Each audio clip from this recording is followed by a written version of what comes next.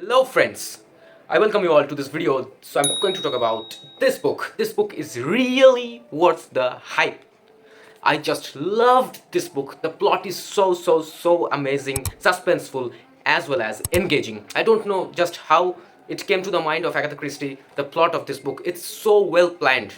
If you want to start reading crime thrillers and your journey of reading suspense mysteries, then I definitely recommend you all starting with this book. And Then There Were None by Agatha Christie, the queen of crime. Why she is known as the queen of crime? Because her books have sold billions of copies around the world, and this book, particularly this book, is her most loved work of fiction among all her works worldwide. When a vote was done about which one was her favorite book among the audience, the readers, then this book stood first in that list. So that this is also my favorite Agatha Christie read. I have read 3 books by her and I just loved this book so much, I can't tell you how much. So the plot revolves around like this in this book. There is some mysterious character, Mr. Owen, who invites 10 individuals, 10 people from different places to a mysterious island, which is known as the Soldier Island in this book. So these people were first introduced in this book. So the first 20-30 pages are a little bit of slow paced, but please try to stay with that pace, because these introductions will be helpful in the later parts of the book that I found out when I read this book.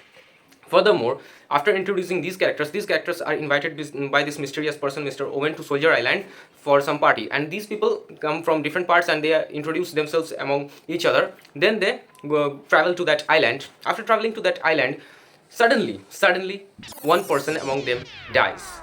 And this creates the most suspenseful atmosphere, because this island, as has been described in this book, is not connected by any kind of connections, or any communication system is not there in this island. So this island is very much secluded from all other places, and the people are actually trapped. And within these 10 people, there is one person who starts killing other people.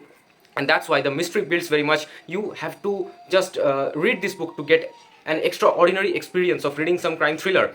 And in this book you will not be able to guess just who the actual culprit is, because everyone is under suspense when you read this book. That's what happened to me when I was reading this book. I was suddenly guessing someone as the culprit, and then in the next place, or in the next page, next chapter, that character dies. So that's what's happening in this book all the time. One by one everyone dies. And also the killings in this book are related to a nursery rhyme which is depicted, and then there were none. So that is the title of this book. And the setting of this book is so good. The plot is very well planned, as I told you. Till the very end of the book you will not be able to guess who the culprit is, and that's the most suspenseful part of this book. This book is so much fast paced after those first 20-30 pages that you will not be able to put this book down. I remember I finished reading this book within just 3 days. I have my other coursework and studies to do, but I finished this book along with them within just 3 days. So please give this book a try. I recommend you all reading this book if you want to get a feel on an experience of reading some really good piece of literature, really good piece of crime thrillers, mystery, suspense books. Then I definitely recommend you all reading And Then There Were None by Agatha Christie.